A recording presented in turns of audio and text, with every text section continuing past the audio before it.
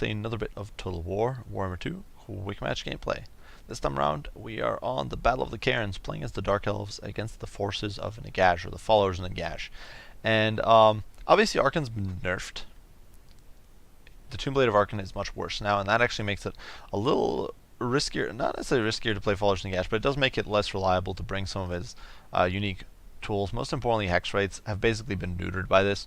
Back in the day, if you wanted to make a good value of hex rates, you basically had better bring the Tomb Blade of Arcan. But now there's no way to buff them, so that's a little unfortunate. But still, they do have some unique units, and my opponent decided to make use of them here. So we'll see how the Dark Elves can hold up. For my Lord, I did decide to bring Morathi, and obviously I'm avoiding Hellebron, guys. I do apologize that I don't run Hellebron, but she's just overpowered right now with her tools, and with her special item being broken, and I don't want to be either doing that to my opponents, or I don't know. I just don't really want to be using it, and I don't want to be kind of essentially using an exploit, and I don't know. If you obviously there's nothing wrong with using her, it is just the way it is right now. But I'd rather not personally. I don't want to be. You know, I feel like it's a little unfair to my opponents if I'm using it, and it's just basically abusing a broken mechanic. So, either way, I don't have. Hopefully, once they fix Hellebron, I'm hoping it happens soon. I'll bring her around, and I can definitely show you guys how she plays out. But until then, it's not likely we'll be seeing her in quick play, or I'll be using her in quick play. Though obviously in campaign, I've had some fun with her. But either way, I digress. Morathi. Obviously, she's still as powerful as ever. She's got Enchanting Beauty. She's got Heart Render and Dark Sword. So big old minus 18 melee attack debuff, minus 9 melee defense, so good stuff over there. She does have Soul Blight, she does have Melikoth's Mystifying Miasma, Power of Darkness, and Soul Stealer. Of course, she also does have Deadly Onslaught, as well as the Wand of Kraydon, providing that bombardment spell. I also do have, of course, Arcane Conduit, or Greater Arcane Conduit, Spiteful Conjuration, and Life Leeching. So the full selection of spells, or the full selection of abilities, and most of the spells. So I'm hoping to get good value out of her. She of course does have AP and anti-large. She's flying around, so she's hard for the Tomb Kings to shut down, and I figured, she could be good. Frontline is an interesting mix. I've actually made use of the Sister Slaughter. I do have 2 units of them. These guys have monstrous melee defense, decent melee attack, a cool little spell or ability when they're losing, called the Trial of Blades. For those of you who haven't seen it yet, here it is. It's much like the Flagellant Strength of the Penitent, or the Opportunist Murder of the Nasty Skulkers, but except when these guys are losing, so it's more like the Strength of the Penitent. They get plus 4 armor, AP damage, plus 4, not plus 4%, and plus 9 melee attack, so that's pretty potent. Then 3 Black Arc Corsairs, so frontline meant to chew through the chaff infantry I assume my opponent would bring. They are backed by 2 Black Arc Corsairs with handbows, providing a little bit of non-AP shooting support that can also deal with targets in melee. 3 units of Dark Riders that are scattered around the map. I was assuming my opponent would bring some Rashapti Great Bows, or some archers, or something like that, so I had these guys scattered around, ready to interdict my opponent's large targets, and my opponent had no shooting, so they were kind of useless. Then 2 units of Shades, standard variant. But these guys have a lot of bursts, so that was really the main reason I think they're good against the Tomb Kings, because you can get a much bigger burst volley, and your opponent doesn't necessarily expect it, or will struggle a little bit more to prepare for it. We also do have a single unit of Witch Elves back here, providing some additional anti-infantry support, as well as the ability to tie down enemy units with the Madness of Cain. For my opponent, a very melee-oriented build, and definitely catching me by surprise. You can see he does have some carrying in the back, so ready to interdict my backlines. But the front line is really where it matters. So we've got 2 Crypt Ghouls. They are backed by 3 units of Tomb Guard, so a very, very potent infantry corps already. Backed by 3 Ushapti, so definitely going to be some monster mashing. The Ushapti did take a nerf to their armor. They're down to 95, but still they're a very potent unit. You still need AP to bring them down, and they're still going to butcher their way through the Black Arc Corsairs, and probably do okay against the Sister Slaughter, to be honest. 2 Tomb Guard with Helpers provide some anti-large AP, and this could be good against, say, Cold One Knights if I decide to bring those, but I hadn't. But obviously they could be decent, and they'll still do okay against infantry. Necrotect on a Chariot, coming in with a handful of upgrades. I forget which ones these are. Wrath of the Creator, so an AoE buff to melee attack and AP damage, as well as Restore, of course, to heal those constructs. The rest of my opponent's army, well, actually there's not much rest of it, is a Tomb King mounted on a War Sphinx with Tomb Strike, and my will be done, so some decent buffs there, as well as the Lich Priest of Light with Faw's Protection and Barona's Time Warp, so no net, but definitely a decent selection of sort of support spells. The front line has begun. You can see the Sisters of Slaughter immediately completely dumpstering these Crypt Ghouls. Black Hawk Corsairs have not engaged yet, but things are definitely not. You can see they're just forcing through the Black Hawk Corsairs, just chopping at these Tomb Guard and being ignored by the Shopti. So definitely some brutal stuff.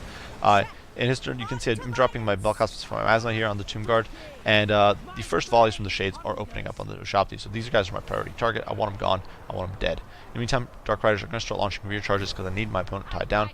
Unfortunately, my opponent, of course, is not going to let me just sit here and do whatever the heck I want, and he's going to push in with carrying. You can see that landing behind the Shades, they're getting in. Shades don't have to worry too much about getting killed. I might lose a handful of models, but it's interrupting my shooting, so can't afford that. And you can see I do try to get a nice little nuke there, but it seems to have missed completely on the Necrotech. Not entirely sure why, but the Witch Elves are going to charge into the carrion. They're going to start rampaging them, and we only lost one Shade so far, but the carrion will get rampaged here pretty quickly as the Murder's Prowess goes off. The Shopti are getting torn apart despite all their buffs, but you can see that Baronos Taiwan provided these guys with significant buff, made it much more effective at cleaving through that front line. The Shopti are getting shot down, but still, they've done really well. Dark Riders over here on the periphery. Here in the center, Dark Riders are getting nuked. So what I'm doing is I'm hitting these guys with Power of Darkness. I'm using them as my battery because they serve no other purpose. They're not really useful for anything else. My opponent does still have his Lightcaster here in the backline, jumping in on the Black Hawk Corsairs. Not really going to happen. These guys are decent in melee. They'll time down. They'll probably kill him in a protracted fight. But the front line is doing rather poorly. If we look, you can see the Witch Elves still haven't killed the carrion. You can see the Shades being interdicted. You can see the Necrotech piling in with his chariot. Morathi, I do dive her in, trying to tie down these enemy troops, trying to kill the Shopti and Tomb Guard a little bit. Not really happening. Just struggling to slow them down. The Shopti just push on. So I do throw the Witch Elves into the fray, into the grinder, just to slow these units down. The Witch Elves are pretty hard to break. Despite everything, they'll die pretty quick, but they can hold their own for a while. On the periphery, we are killing these Tomb Guard, and you can see I'm pushing the Black Hawk Corsairs forward, trying to get shots in, trying to whittle down this Tomb King. You can see a lovely Soul Steer going down, just hitting this whole blob and melting away their HP. However, my opponent is getting his Realm of Souls procs, and that's a major problem for me. He does dive into the Shopti, or the Shades here, tying them down, and a summon of Shopti is coming down on top of the Black Hawk Corsairs. So my shooting is basically compromised. Tomb King doing whatever the heck he feels like. The Witch Elves obviously rampaging the Necrotech, but not able to do too much. So it's really up to Morathi here, dealing with the Shopti, trying to deal with all his troops, but just surrounded. Unfortunately for my opponent, the Lich Priest of Light not having a good time against the Black Hawk Corsairs, who, like I said, decent in melee. They are not pushovers, and they are dumpstering this guy. He's having a terrible day. 30 melee defense, it's not going to hold up to these guys. 32 melee attack, and decent weapon strength. So really, the fight at this point is a complete mess. Now, granted, the balance of power is slightly in my favor, despite my opponent's summon of a Shopti, bringing it a little more towards the middle. But I've effectively lost my front line. There's very little of my front line left. There is a single unit of Black Hawk Corsairs here, but my cav is basically all gone. These Black Hawk Corsairs are fighting for putting up their last little fight here, their last gasps against this Tomb Guard. Tomb Guard with halberds piling through, and really my shooting is heavily depleted. Shades at 2/3 models, these Shades at 2/3 models. I'm throwing Dark Riders in to try to tie this guy down, use their mass to buy me time. They sort of succeed, but he kind of bounced through. Obviously, the ridiculous Tomb King animations have not gone away. They're less tanky than they were, but still as monstrous as ever with those animations. So the Shades are trying to get shots in, but for some reason they go into melee here, so unfortunate. What can you do? Either way, the Wand of Kraden does go down, smack dab on top of his head, and that's minus 700 HP. But my opponent interdicting the backline with the Necrotech. So I use Morathi, I fight my way clear here. And while my opponent's distracted and doesn't let us give us Tomb Guard orders, I order her after the Necrotech, ordering the Shades to stand their ground and keep shooting at the Tomb King, who's such a threat. Necrotech here obviously can shut down the Shopti or the Shades pretty well, but he can't do very much to Morathi. Morathi is just a decent duelist. She's not amazing, but she's better than Renee Wartsag or the Fan Chantress or units like that. And she can hit like an absolute truck here with her anti-large AP, and she's melting this guy. And of course, he's debuffed very heavily by her AoEs. So at this point, if we look at the battlefield, you can see the balance of power is about dead even. It's already battle's almost over. It's dead even, right down to the wire. You can see my army is decimated. This last unit of Black Hawk Corsairs doing their very best here against the Shopti, who are finally collapsing. Drop another Soul Stealer, trying to heal Morathi up as well as nuke these powerful enemy units down. But my opponent's Lich Priest actually survived. My opponent got troops on the Black Hawk Corsair handbows, tied them down, forced them off. And while my opponent's Necrotech is almost dead, my shooting contingent is almost dead as well. I'm down to only a third of these Shades, 25 Shades there, so basically 2/3 portion Shade units and a single half portion Corsair handbow. So really weak there. Not really having the potential to put out the damage I need anymore, but I'm still doing my very best to chip away at that Tomb King and bring it down, hopefully. Morathi here continues pursuing the Necrotech. I want him dead. I don't want him coming back. And you can see there, she does get a charge in. He dies. And I use my infantry here to try to buy me time. Slow these troops down while hitting the Tomb Guard with the Melkos Miasma. And Melkos Miasma is not bad. It's like a micro Fate of Buna or debuff like that. And it does okay there. And it also drops their armor, which is going to give my Blackheart Corsairs and those units an easier time at destroying these lightly armored troops. They're making me even squishier. My opponent here, I finally get Morathi on him, and Morathi normally could not duel a Tomb King on a War Sphinx, but with the fire of the handful of shades in there, with the fact that he either has to deal with the shades or deal with her, and the fact that she's actually has more HP right now than he does, she's able to dish some decent hurt on him. She lands a few hits. He's fleeing there, and seconds before making contact with the infantry line, he actually does get one more hit, and he's down to 979 now. So she does get caught in these Tomb Guard halberds. My opponent countercharges, getting a little greedy, but we are going to pull away. I'm not going to let him give him the pleasure of the kill here. He does drop False Protection. What I do is drop Melkos Miasma once again on his Tomb Guard and keep firing. And you can see the Tomb just melting, getting slacked by that fire. These Handbows have rallied, and things are actually shifting in my favor now, mostly due to my opponent's Lord being near dead. He still does have a handful of pretty potent troops. I'm basically out of units.